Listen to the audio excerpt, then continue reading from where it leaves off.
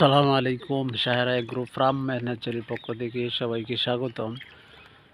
আমার এই চীনা হাঁসগুলা দেখতে পাচ্ছেন, হাঁসগুলাকে এরকমভাবে গোসলের ব্যবস্থা করে দিয়েছি।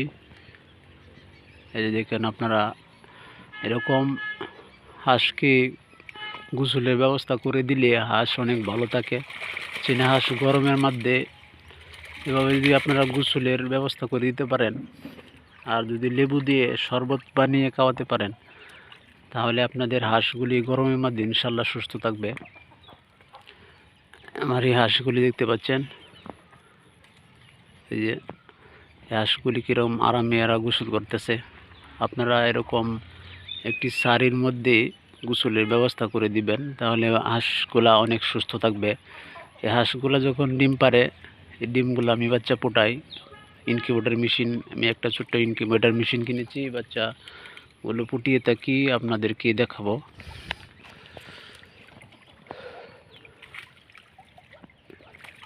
যে আমার পরের বাচ্চাগুলি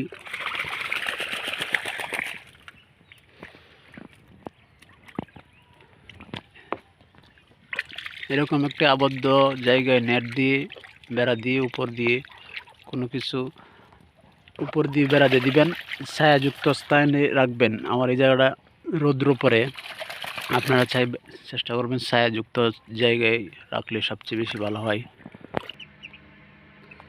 এই হচ্ছে আমার ছোট্ট ইনকিউবেটর। এই ইনকিউবেটরের মাধ্যমে আমি বাচ্চাগুলো ফুটিয়ে থাকি। আমার যে প্যারেন্টসগুলা দেখছেন, এই প্যারেন্টসগুলা ডিম পারে, সেই ডিমগুলা একত্র করে আমি এই জায়গায় দিয়ে মেশিন দিয়ে ফুটিয়ে থাকি। এই যে দেখেন ডিমগুলা বাচ্চা ফুটে বের হইতেছে।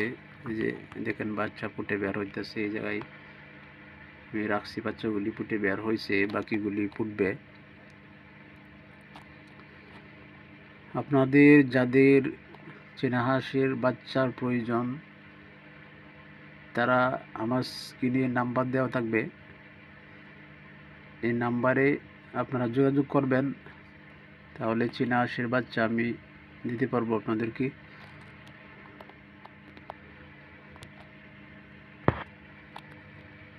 এই যে দেখেন বাচ্চাগুলি ফুটে বের হয়েছে।